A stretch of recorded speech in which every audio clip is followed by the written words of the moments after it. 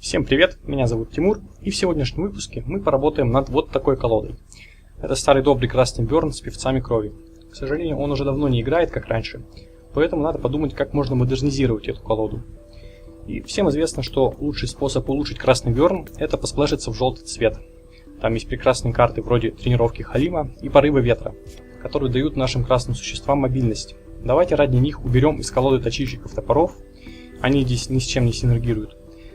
Башни и, пожалуй, один шторм. Одного в колоде будет вполне достаточно. Теперь мы видим, что требования по землям в колоде сильно возросли. Поэтому нам нужен какой-то рамп, чтобы иметь возможность разыгрывать наши карты.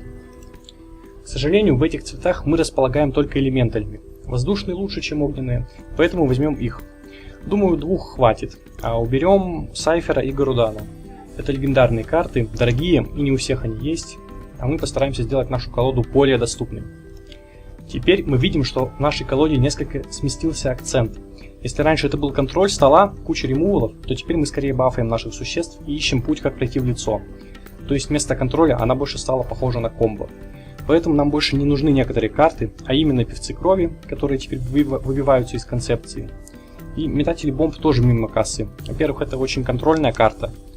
А во-вторых, у нее высокие требования по землям. А нам лучше не создавать в этом плане дополнительных сложностей. Вместо них я предлагаю добавить шайтанов-демонов. Это очень мощное желтое существо, очень дешевое и вкупе с нашими картами мобильности, представляющее большую угрозу для противника. Также давайте, раз уж у нас идея колоды теперь прибивать лицо оппонента, добавим молитву Халиму. Это еще одна поломанная карта, на которую жалуются много игроков, и грех ею не воспользоваться. Так, смотрим дальше. И вот я уже вижу еще одну проблему. Шайтаны и демоны это, конечно, прекрасно, но они наносят урон нашему орбу. И это нужно чем-то компенсировать. Поэтому давайте заменим гнев Сайфера на похищение души. Эффект практически тот же самый, наносит 2 урона существу, но при этом еще и лечит вас. Вместе с гневом предлагаю избавиться от всплеска пламени. Он очень неплох, это, конечно, один из лучших ремувалов в игре, но именно в этой колоде солдат ветра выглядит предпочтительнее. Он может все то же самое, может ударить существо, может пробить в лицо, но у него есть ряд преимуществ. Во-первых, он может собирать фаерию и снизить свою стоимость. Во-вторых, он, в отличие от всплеска, способен поразить божественную стражницу. И главное, он активирует молитву Халиму, это тоже большой плюс. Давайте теперь подумаем, что еще хорошо впишется в концепцию колоду и будет обладать синергией с нашими картами. Вот солдат ветра, например. Из него можно извлечь еще больше выгоды, если он выживет по итогу хода, и мы успеем принести его в жертву. Для этого возьмем демона-погонщика, он прекрасно справится с этой задачей.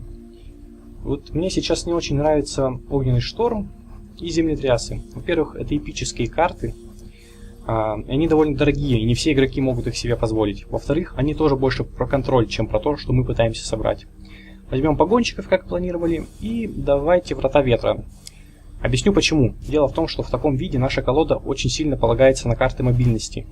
А если они не зайдут, то могут возникнуть проблемы. Например, поставим шайтана-демона, будем долго ждать нужных карт, потом долго и медленно идти к лицу, когда они не зайдут, и в результате просто сгорим за это время. Иногда проще изначально поставить существо в непосредственной близости от вражеского орба, а вот эта карта нам в этом очень сильно поможет.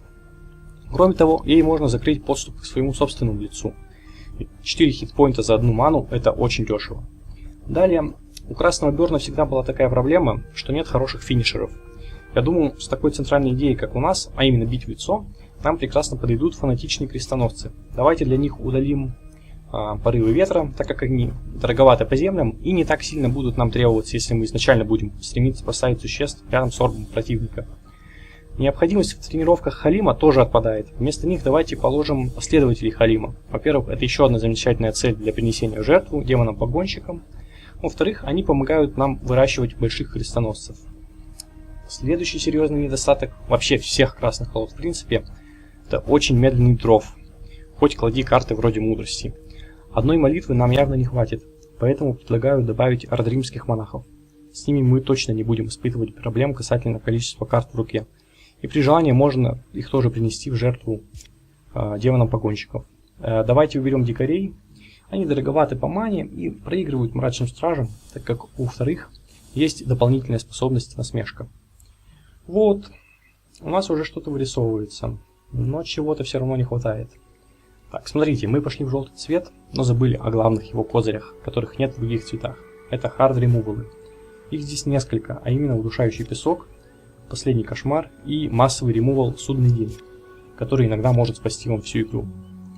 Предлагаю положить их все по одной копии, а убрать можно, ну, например, Мрачных Стражей. Все-таки это довольно оборонительная карта, и насмешка об этом говорит, да? А мы же, наоборот, будем стремиться оказывать давление на лицо оппонента, чтобы у него все средства уходили на оборону, а не атаку.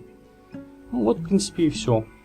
Вот эта колода уже гораздо лучше, и я уверен, что в мете она отлично себя проявит. Надеюсь, вам понравилось видео и эта колода. Всем удачи и пока!